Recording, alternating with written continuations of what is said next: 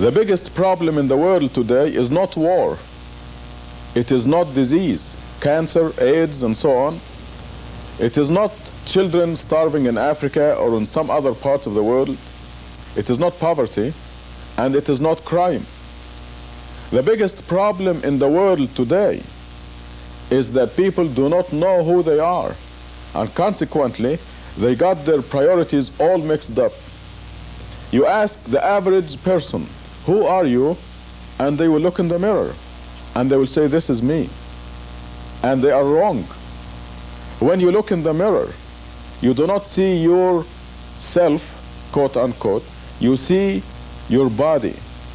And your body is simply a garment that you are wearing for 50 or 100 years. Then you shed it.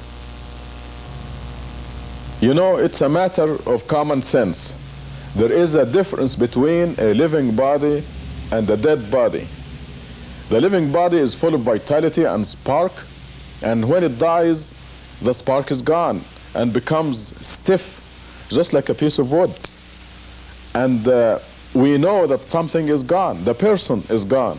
So we can easily agree that a person consists of a body and a soul. And the soul is the real person. And this is where the people fail to recognize who they are. If they knew that the body is not them, they will rearrange their priorities and they will pay more attention to themselves, their selves, not their bodies. A person goes to school for many, many years, works hard, takes examinations, and even after school he gets a job to make some money and so on. All this to care for the body. A vanishing entity that will become stiff, dead someday. And when that day comes, almost everyone will look at that lifeless body and say, for this thing, I went to school, I worked hard, I took examinations, I earned a lot of money, and I spent it all to care for this thing, this vanishing, stiff part of me. What did I do for myself? There is something that we must do. And this is what life is all about. We have to rearrange our priorities, and this cannot result without knowing that I am a body and a soul, and I must put the body in the service of the soul. To drive the point home, just take an average person and ask him or her, what did you feed yourself today? What did you feed your soul today? Let's start with the question, what did you feed your body today? And they will tell you, I gave my body breakfast, lunch, dinner, numerous snacks, but they gave nothing to the real person, to themselves. What did they feed themselves? We nourish the babies. When we are born, we give the baby milk and so on, and then the baby grows, becomes a child, and we give him potatoes and meat and rice, and the body grows to 5 or 6 feet. But what did we do for the real person? This is the major question that we're addressing right now. This is what life is all about. People are giving attention to the vanishing entity and totally ignoring the real person. There is such a thing as food for the soul, nourishment for the real person. And now, the new thing that I have for you is tangible evidence that there is food and nutrition for the real person. And the strange thing that is not known yet, is not commonly known anyway, is that just as the body grows, the real person or the soul grows in leaps and bounds. Maybe the body goes to 5 or 6 feet, but the soul or the real person grows to immense sizes. I don't want to confuse you right now, but the size of the soul can be as big as the city of Tucson. I'm not exaggerating. We now have tangible evidence that the soul can grow from a very small size, like a cat, to a huge size. And this makes it even more important to nourish and feed the real person. Now, what is the food for the soul? This tangible evidence that we just obtained tells us, the evidence, by the way, comes from the Creator, from God Himself. And He tells us that we must make contact with God every day to cause this nutrition and nourishment of the soul. Because the soul is literally a piece of God. And God says, if you have anything to do with me, with God, your soul will grow. If you remember, in the Bible at the beginning, God said He breathed into Adam the breath of life. So the soul is part of God's breath. And if we have anything to do with God, we grow. However, there is a specific set of nutrition that we can offer to ourselves. Another question that illustrates this biggest problem in the world, namely that the people do not know who they are, is that you ask the average person, how old are you? And he or she will give you a number somewhere between 15 and 85 years old. Wrong. Again. Any person, the real person, is a few billion years old. And this is the new information that we obtained from this new tangible evidence. You can easily see the problem if we illustrate a little bit how the human being consists of two entities.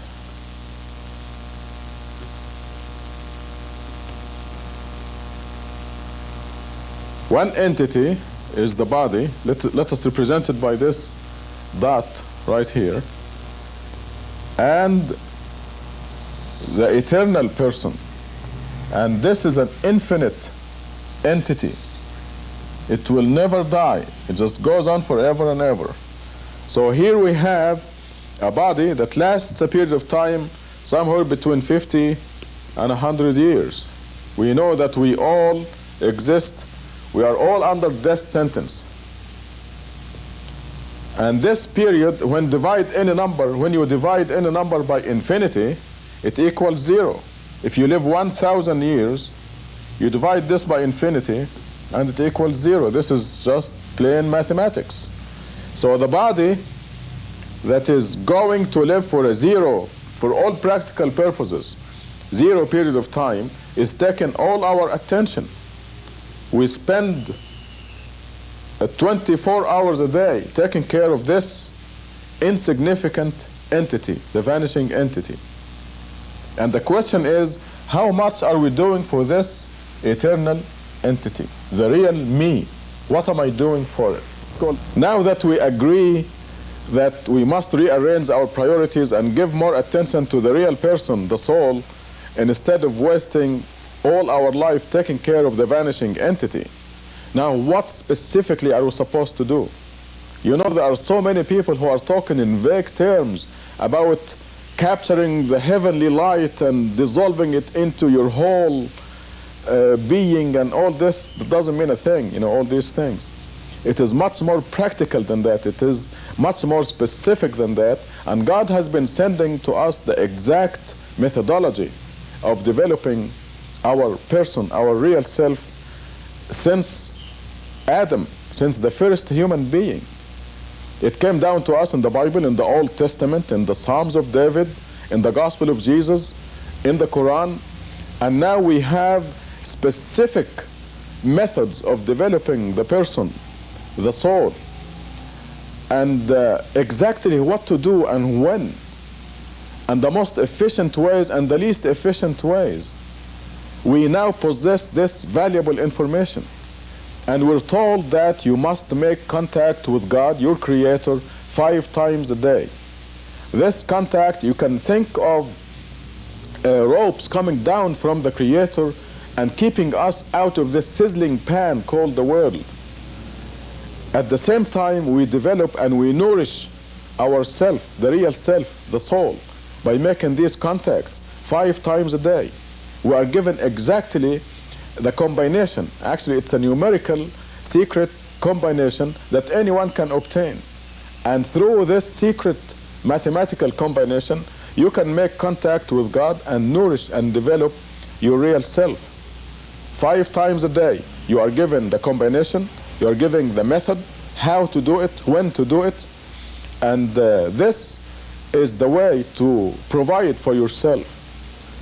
Everyone takes breakfast, lunch, dinner, snacks, and so on, and dresses nicely, and buys a nice home, and has a beautiful spouse or a handsome spouse, as the case may be, and all this to take care of the vanishing entity, the body. The big question is, what are you doing for you, the real person? And you can agree with me now that this is the biggest problem in the world, not knowing who we are. You notice I mentioned making contact with God. And this is, I'm talking about a specific methodology. I'm not talking about prayer. Prayer is fine, and it will contribute to the growth and nourishment of the person's soul, the real person. You know, millions of children grow up, we grow up knowing that we must say grace before we eat, say a short prayer. God is good, God is great, please thank you for our food, and all that. Millions of people pray. I mean, they utter supplications, ask God for favors, and all this is fine. God loves that. But I'm talking about a practical, a real meal for the real person. We have this physical evidence telling us exactly what to say, what sounds to utter. It is like the combination of a safe. You have this combination, a knob on a safe or where there's a treasure, and you have to turn it this way a certain number of times, and then this way to another number, and so on, and then you open the safe and you have the treasure. It is very similar to that. A numerical combination, a combination of sounds that you must utter, a combination of movements that you must do, and this is common to all religions. It came to us, like I said, in the older scriptures and the latest scriptures, and in this new discovery of a tangible, mathematically coded method. And if you contact me at the telephone number shown at the end of this program, I can discuss this specific method with you. And the contact with God is not the only way to develop the soul. There are many other methods, but the daily contact with God is the most efficient. This is the steak of the soul food. But for example, there is a method of fasting, where you dictate on the body exactly when the body is going to eat or drink. And this, there's even a specific time of the year for that. So God told us exactly what to do to nourish our soul. And if this becomes known to you or to any other person, you can ask them, what did you do for yourself today? And they will not say zero or nothing, like most people would say now. The person would answer, I gave my body breakfast, lunch, and dinner, and I gave myself 5 good meals by contacting my Creator 5 times today. There will be a big difference. There will be the proper arrangement of priorities. Right now, the priorities are all reversed. People are spending 99% of their time caring for the vanishing entity and totally unaware, totally neglecting the real self, the real person. And it's a big shame, because when the time comes and we shed the body, we will really regret that we didn't give the real person, the soul, the proper attention. You know, it is very well and finally established now that money, fame, beauty, and so on do not bring happiness. There is always something missing. Did you see the Barbara Hutton story that was shown on TV the other day? I was listening to a special, Barbara Walters special. She was interviewing Eddie Murphy. Here is a movie star who's got everything. He has 2 Rolls Royces, a Mercedes, a Corvette. He's got a palatial estate in New Jersey, his family. Yet he told Barbara Walters there is something missing. We have to develop the real self in order to be happy. If you have a body that has everything, money, fame, everything it wants, everything the body wants, but the soul is not nourished, happiness will be missing. And this, now you can appreciate that this is the biggest problem in the world. And I know what you're thinking. You're probably saying, what is the catch? How much do I have to pay for this? Ironically, this very precious knowledge is free. It is just yours for the asking. And like I said, it is there's no mincing of words. There is no vague ideas. I'm talking about specifics. Happiness has been the most elusive goal for everybody. And now we know that material success, money, fame, and all this does not bring happiness. Now we have a concrete, tangible method by where we know, actually the secret of happiness, this most elusive of our goals, has been unveiled. And you ask all the philosophers and the people who have a lot of experience in life, and they will tell you readily that material success does not bring happiness. Money, fame, success, all this does not bring happiness. And I mentioned to you Eddie Murphy as an example in his interview with Barbara Walters. But now we have a concrete method with a track record that tells us that this most elusive of our goals, happiness, is actually attainable. And the secret is in developing and nourishing the real person. The people are unaware. They're going about their life totally unaware, totally neglecting the real self. And if they only develop and nourish the real person and put their priorities in perspective, happiness will be readily theirs. I'm not talking about something over there in heaven somewhere where you have to die first, stay in the grave millions of years, and then get resurrected in order to be in paradise and all that. I'm talking about happiness, victory, success, the real thing here in this world. It's just like I mentioned earlier, like the combination. You turn that combination to the right, left, and so on in the correct numbers, and you open it and you have the treasure. Now, you do the specific procedure just like a cookbook recipe. It's just as simple as that. I'm not exaggerating.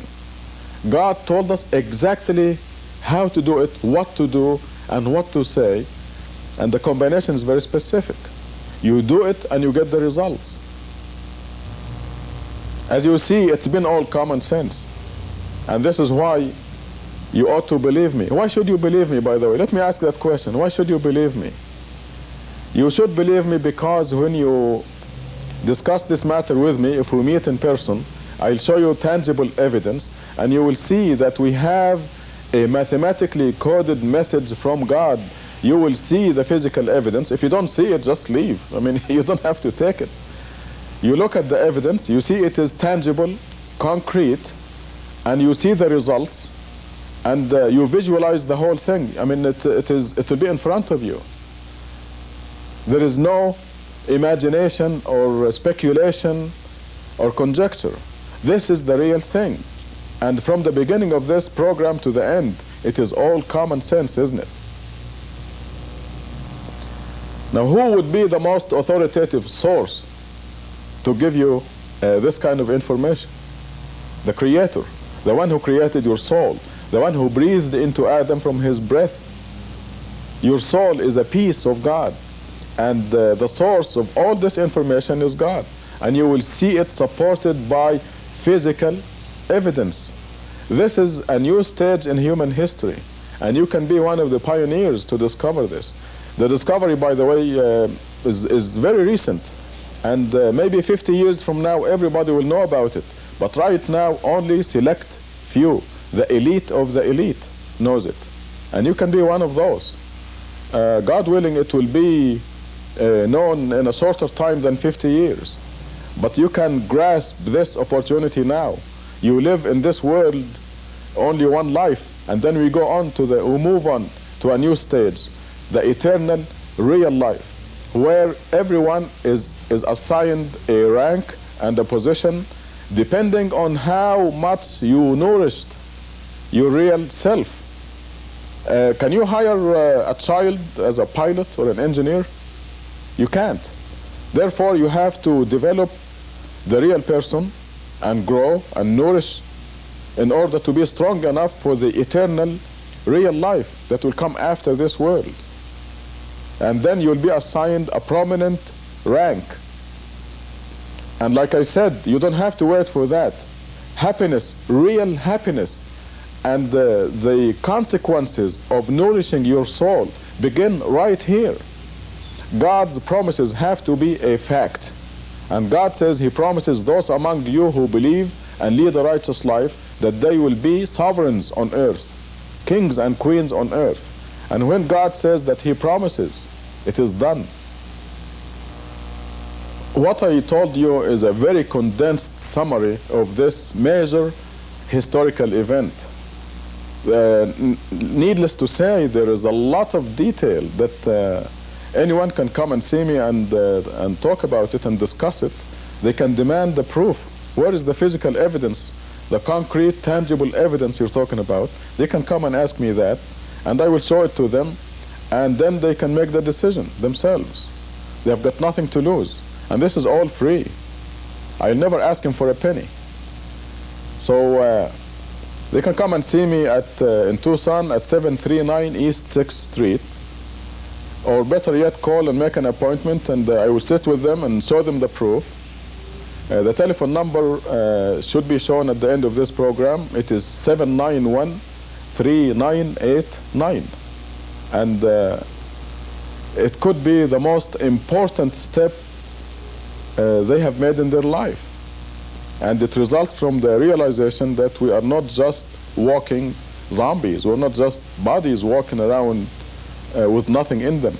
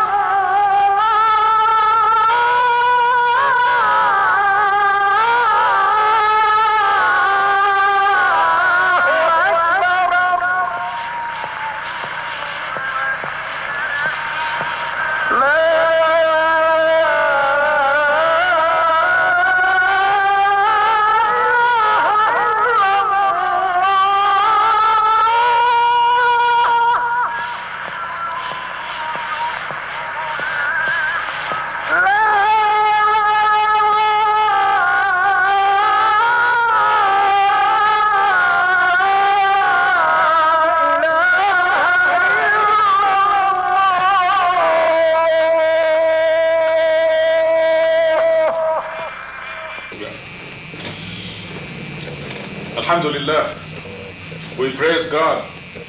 وأشهد أن لا إله إلا الله وحده لا شريك له. And we bear witness that there is no God except the one God. It is very important for any person to know who God is, to really appreciate why millions of people fall into idol worship. Why do they leave God and idolize Muhammad or Jesus or Mary or Saint Francis or Saint Jude or some helpless creature? And the main reason is that the people do not know who God is. They do not appreciate the greatness of God. So my purpose in this sermon is to share with you some idea about the greatness of God. And to appreciate the greatness of God, we have to think of this universe that we are living in. Our planet Earth is part of the solar system, as you all know. And by the way, I'm going to talk to you strictly about scientific facts, established scientific facts. This Earth is part of the solar system. It is the only planet in the solar system that has life. We went to the moon and we didn't see a single tree there or a mouse, nothing. We sent cameras to Mars and we didn't see a creature there, unless those rocks are creatures, as we saw in one of the cartoons. There is no life in the solar system except here on the planet Earth. Our sun, the center of this solar system, is 93 million miles away. Now I want you to watch these distances.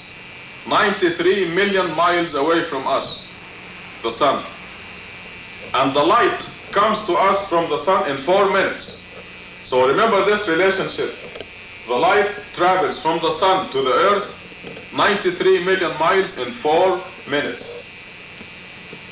The solar system itself spans a distance of 2 billion to 4 billion miles. This is our solar system. So when you go to the edge of our solar system, if you travel 2 billion with a B, 2 billion miles away, how big is the planet Earth from that point? It will seem small. Okay, let us now go a little further. Let us talk about the galaxy, our galaxy. As you know, it is called the Milky Way galaxy. And the solar system is one, the sun of the solar system is one of 1 billion suns or stars in our Milky Way galaxy. It will take 4 minutes for the light to travel from the sun to the planet Earth, 93 million miles. You know how long it will take to cross the Milky Way galaxy? If you travel at the speed of light, you will cross the Milky Way galaxy, our galaxy, in 100,000 years, not 4 minutes, or 10 minutes, or 1 hour, or 10 hours, or 10 days, or 10 years. It will take you 100,000 years to travel across the Milky Way galaxy, our galaxy. Now, so if you go to the border, the edge of the Milky Way galaxy, and try to find the planet Earth, where is it?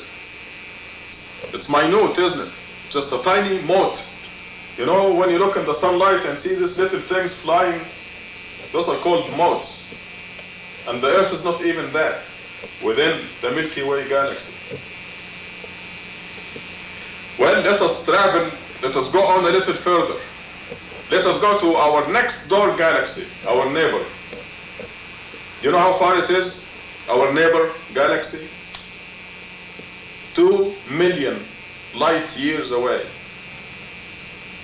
So if you're cooking something and you want to borrow some salt or some sugar from your neighbors, don't go to the next door galaxy.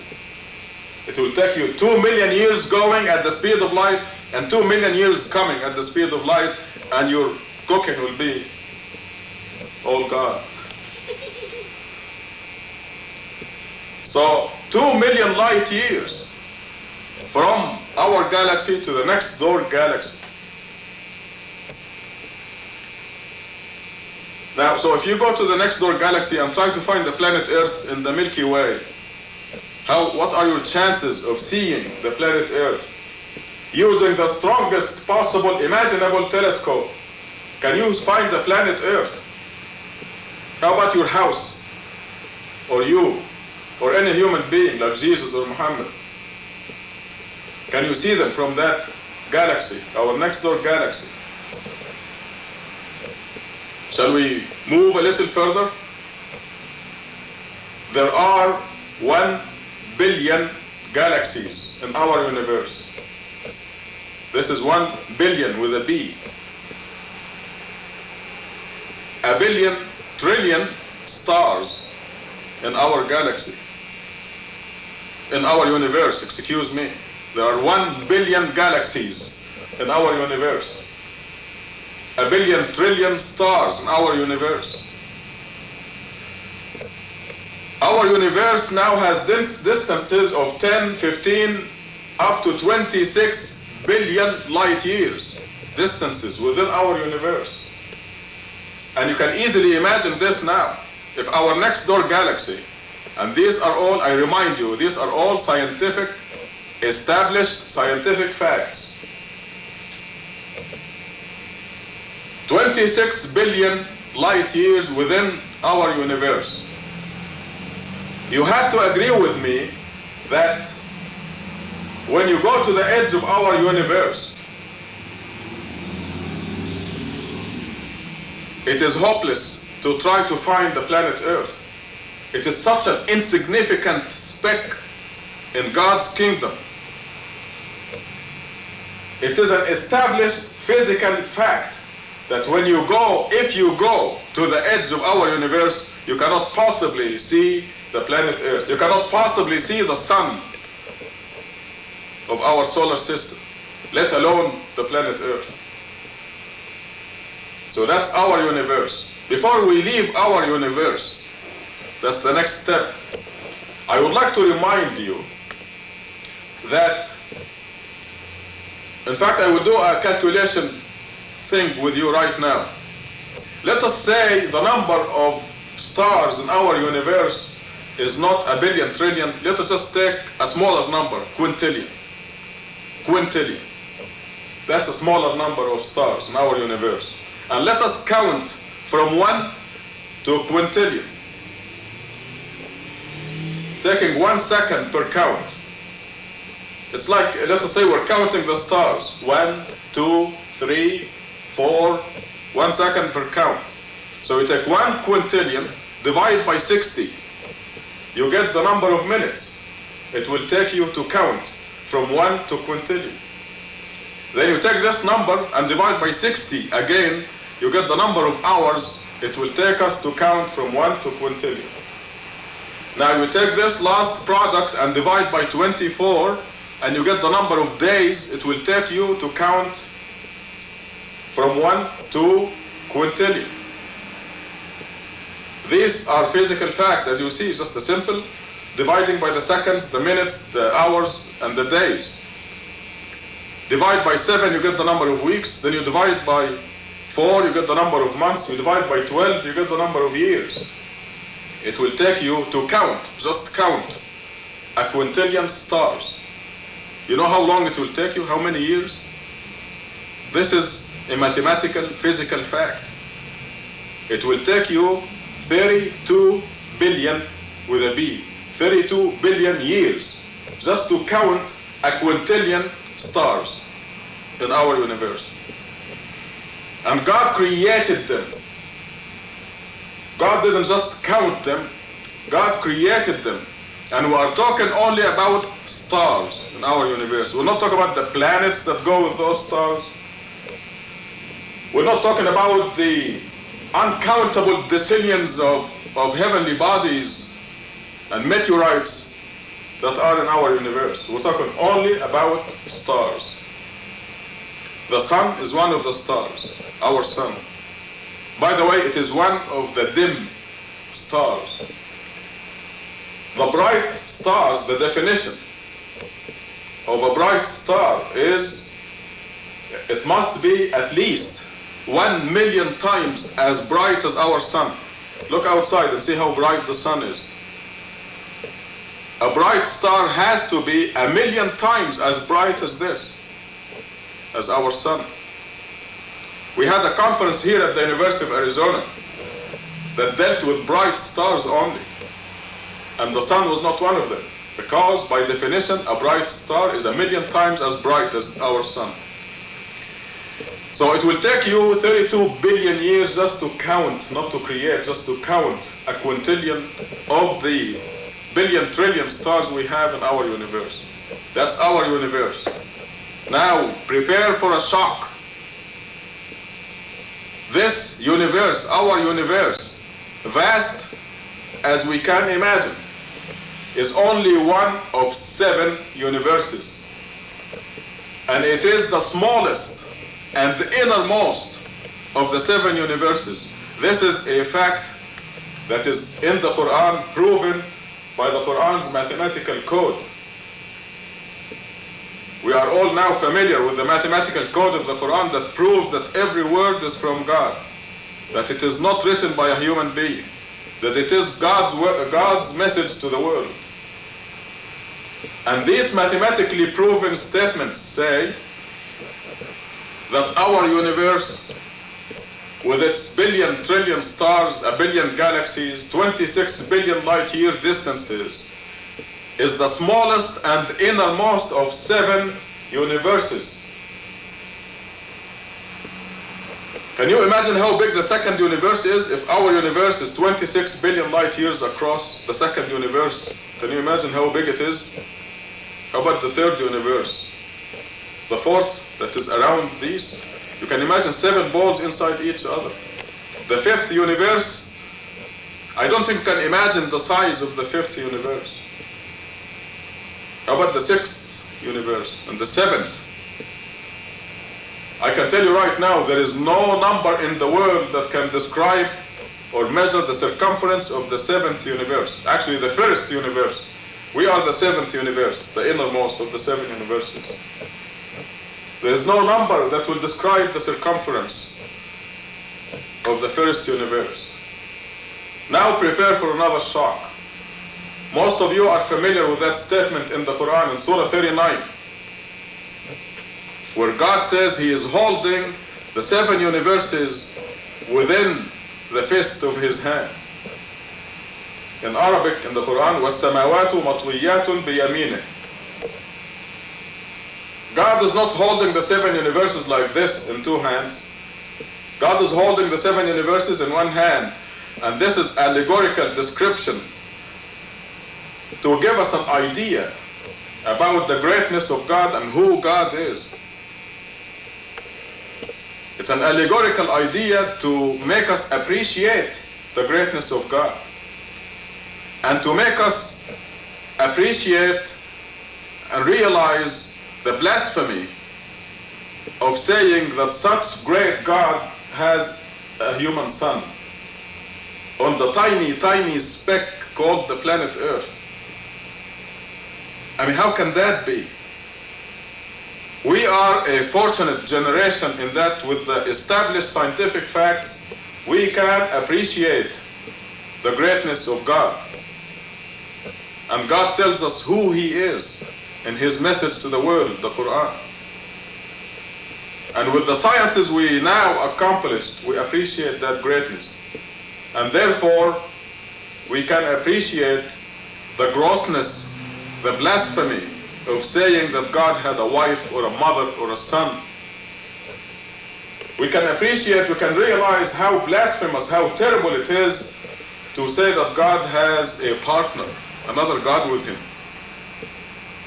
How can we idolize Muhammad, the tiny human being who existed on a tiny planet called Earth, in a tiny solar system?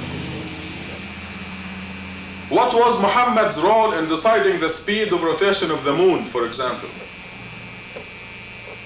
The moon rotates around itself and around the Earth. Yet, we always see one side of the moon, the same side of the moon. Because of the perfect, synchronized movement of the moon around itself and around the Earth, we see only one side. And if that movement was off by 1 second, we will see the other side of the moon. This precision in God's creation. What was the role of Muhammad or Jesus or Mary or St. Francis in deciding that speed of rotation of the moon? This elaborate system, everything going in its orbit precisely. We know exactly what time the sun will rise in the year 2025, July 4th, 2025. We know exactly, in Tucson, Arizona, for example, we know exactly what time will the sun rise and from what spot. Because the sun follows God's laws, God's creation, and follows the exact orbit. God is holding the 7 universes in his hand. That's who God is.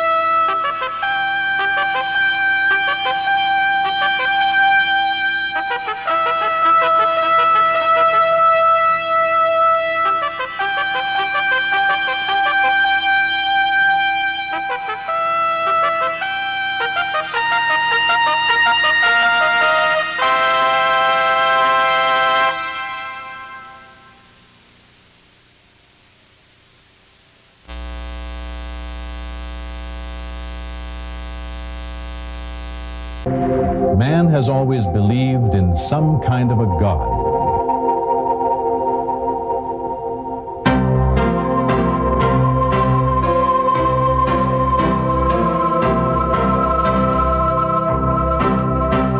This need to believe in a supernatural and omnipotent being led many to search for a God, start wars in the name of a God, even create a God if they had to.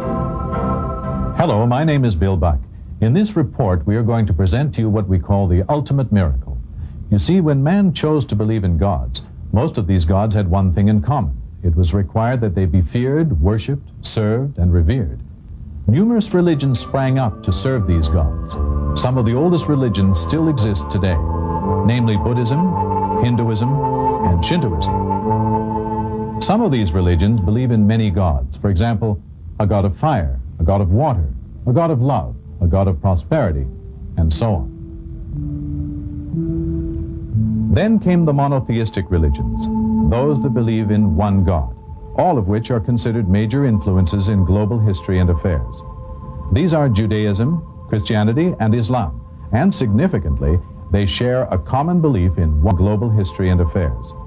These are Judaism, Christianity, and Islam, and significantly, they share a common belief in one supreme God.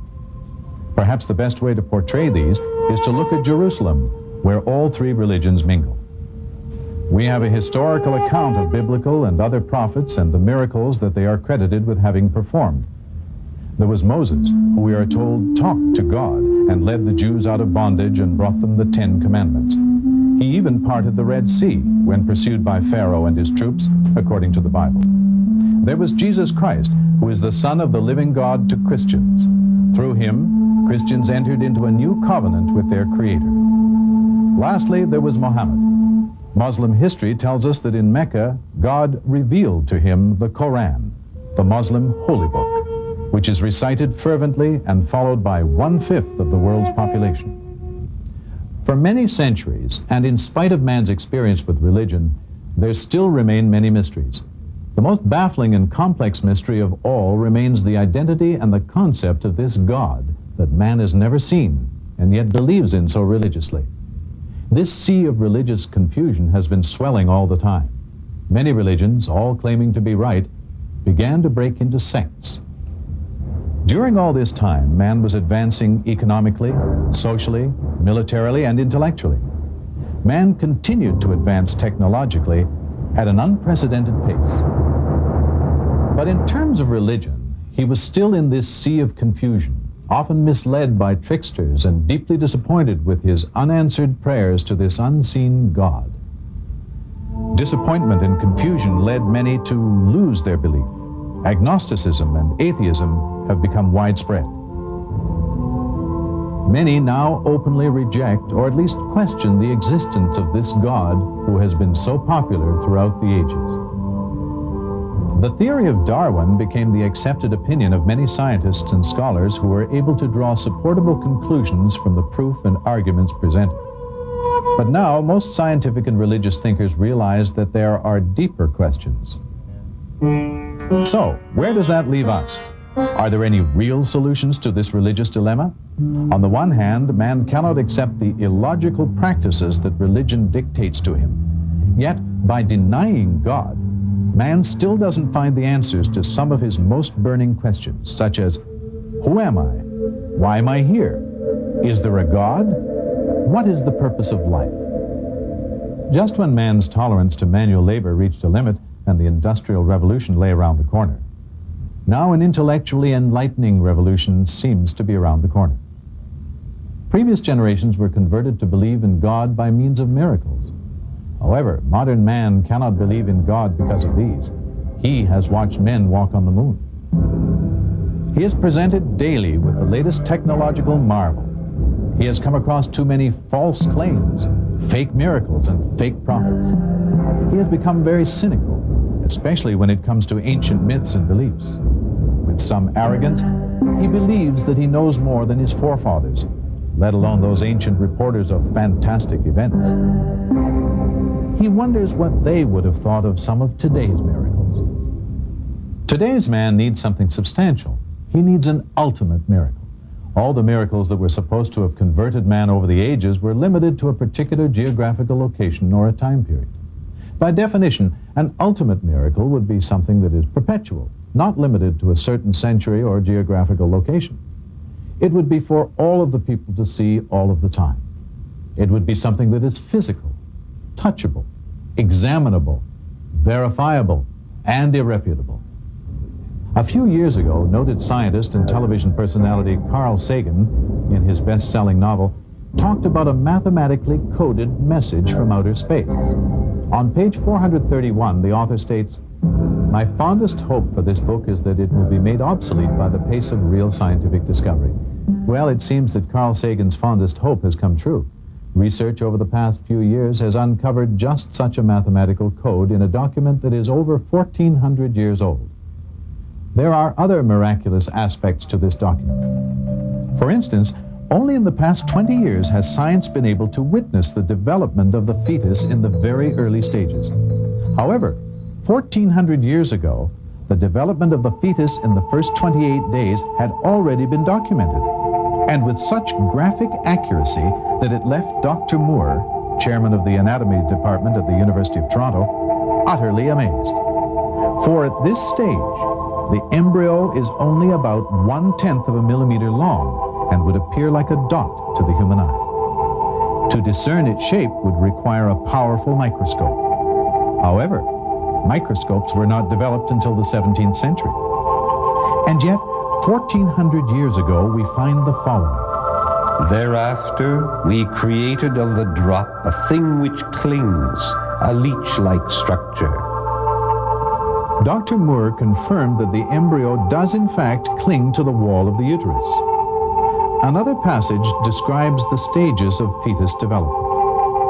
God makes you in the wombs of your mothers in stages, one after another, within 3 veils of darkness. Dr. Moore confirmed the accuracy of this description also. He explained that the 3 veils could reasonably be interpreted to mean the mother's abdominal wall, the wall of the uterus, and the amniochorionic membrane. It goes on. We've all heard about the Big Bang Theory, but who would expect to find an account about the Big Bang Theory 1,400 years ago? But there it is. Do the disbelievers not realize that the heavens and the earth used to be one entity? Then we parted them. The separation process resulted in the formation of multiple worlds. Mention of these worlds is made several times in the document. Also, it would seem that the modern discovery of bridges of matter, which are present outside organized astronomical systems, is referenced in the verse which reads, God is the one who created the heavens, the earth, and what is between them. Today we will only preserve your body to set you up as a sign for subsequent generations. Indeed, most people are heedless of our signs. Miraculously, it seems that the Egyptians were exclusively gifted with the science of mummification. In 1898, Loret discovered the mummified body of Ramses II at Thebes in the Valley of Kings, where it had lain untouched for 3,000 years. He had it transported to Cairo, where it may be seen to this day. The medical study of the mummy of Merneptah, pharaoh of the Exodus, has yielded further useful information on the possible cause of this pharaoh's death. The lack of signs of deterioration of the body proves that the body did not stay in water for a prolonged period of time. And in the heavens, for many centuries it was believed that the moon had its own light. Science discovered not too long ago that the moon really did not generate its own light, but acted only as a reflector of the sun's rays. God is the one who made the sun luminescent and the moon a light, and he designed its phases to provide you with a timing device. God did not create all this in vain. God is the one who created the night, the day, the sun, and the moon. Each one is traveling in an orbit with its own motion. Today, it is known how the celestial organization is balanced by the position of stars in a defined orbit, and how the interplay of gravitational forces is related to their mass and speed of movement, each with its own motion. Sir Francis Drake proved the Earth to be round when he sailed around it in 1597. Are you more difficult to create than the heaven that he built? He raised its masses and perfected it. He made its night dark and its morning visible. Thereafter, he made the earth egg-shaped. That was written almost 1,000 years before Columbus. We know now that the Earth's atmosphere acts as a filter to prevent harmful radiations from reaching the surface. Short wavelengths like X-rays and ultraviolet rays are filtered out at high altitudes. Protection from these rays is vital to the existence of life on Earth. And we made the sky a protected ceiling. Then there is the affirmation of the modern idea that the origin of life is aquatic. And we made water a requisite for every living thing. Water is the simplest chemical compound of importance to all living things. Most organisms consist of 50 to 95% water. Scientists know that absolutely every living entity known to man requires water for its existence. Many properties of water make it essential to life's processes. Its ability to dissolve a great variety of substances is vital because most chemical reactions within organisms can occur only in a water solution. Take the field honeybee, busy bringing in nectar from flowers. On entering the hive with a full honey sac, which is an enlargement of the esophagus, the field bee regurgitates the contents into the mouth of young workers, called house or nurse bees. These, in turn, deposit nectar in a cell and carry out the tasks necessary to convert the nectar to honey. This we have known for about 80 years.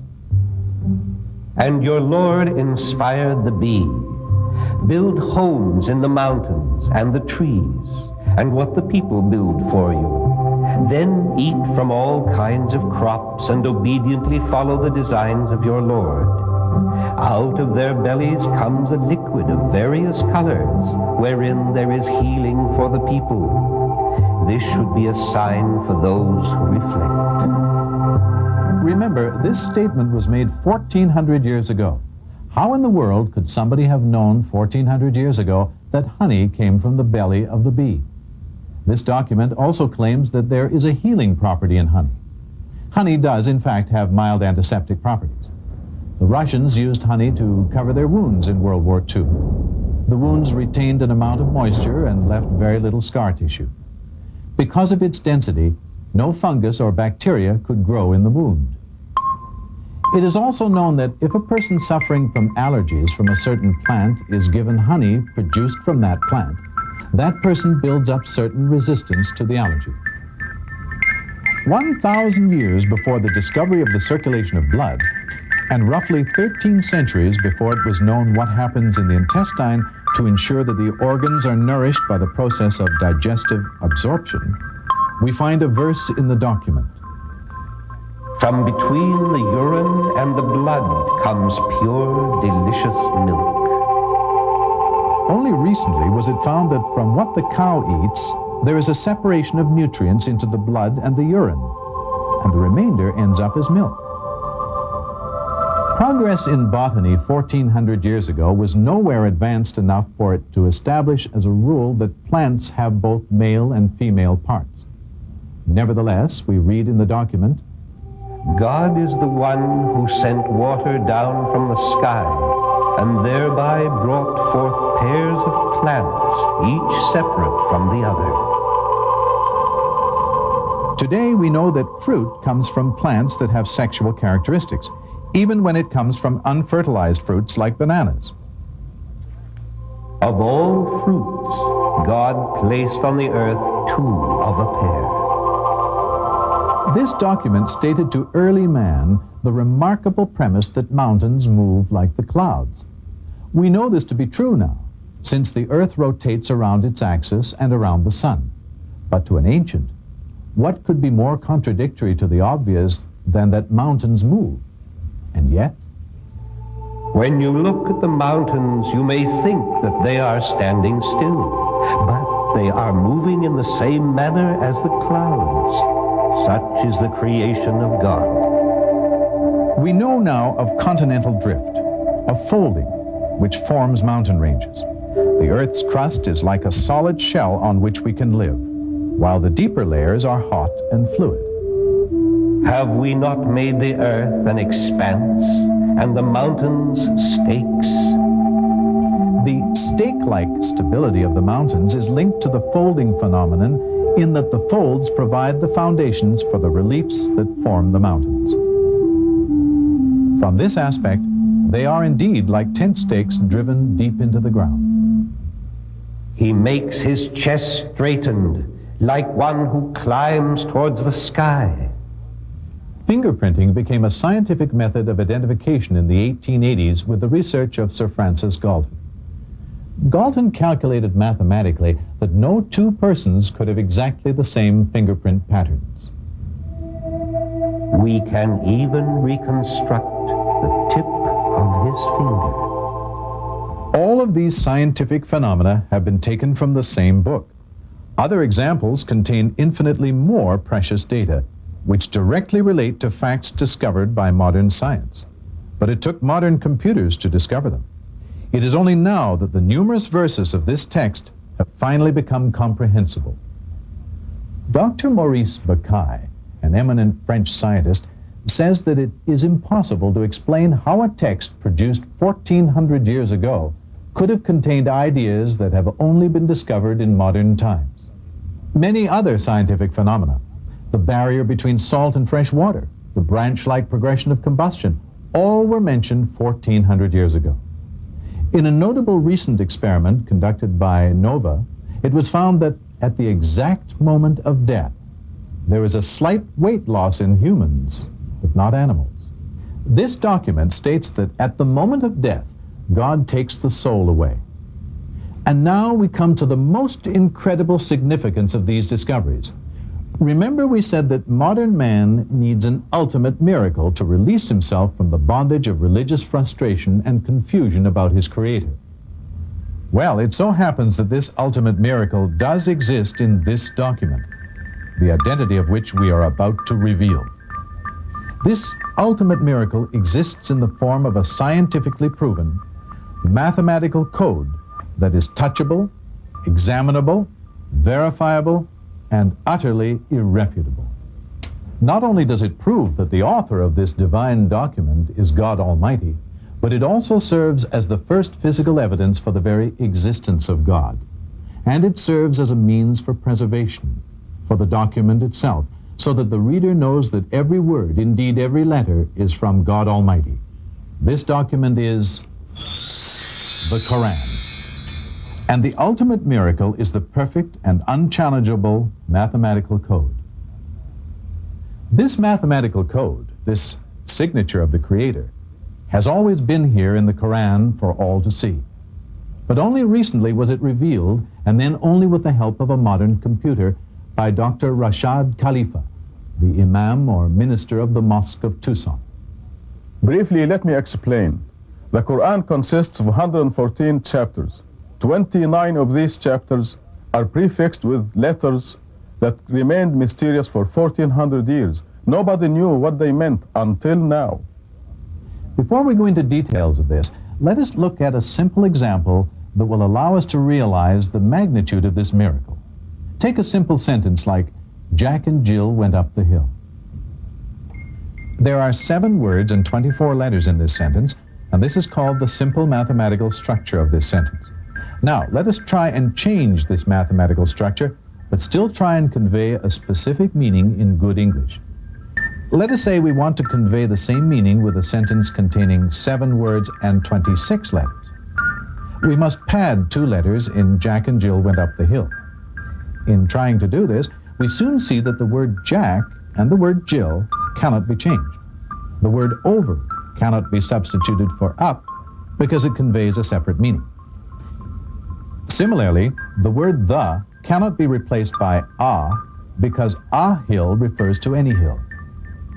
In other words, it becomes pretty difficult to change the mathematical structure of a simple sentence and still have an accurate and acceptable statement in English. Now, how about if we try and group sentences that convey specific meanings into a mathematical pattern, not only controlling the count of total letters, but also the count of specific letters within words?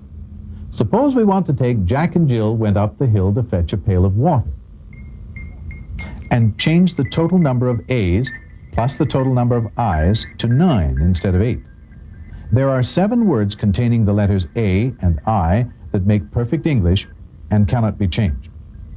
So we can only try and change the rest of the words, but this will again convey a different meaning to the sentence. It quickly becomes apparent that changing this structure to fit a pattern is almost impossible for just one sentence. Prepare for the shock. The document, the Quran, contains an exquisitely sophisticated control of letters across chapters, within chapters, in combination of letters between words, in total number of sentences, in total number of words, all interlocking with one another, rendering it impossible to duplicate, even with the most powerful computers. Yet, it remains very simple to understand. For example, 29 chapters, roughly 160,000 letters, are prefixed by mysterious letters. Chapter 50 starts with just Q. Chapter 2 has ALM. Chapter 19 has 5 letters as a prefix, KHYAS.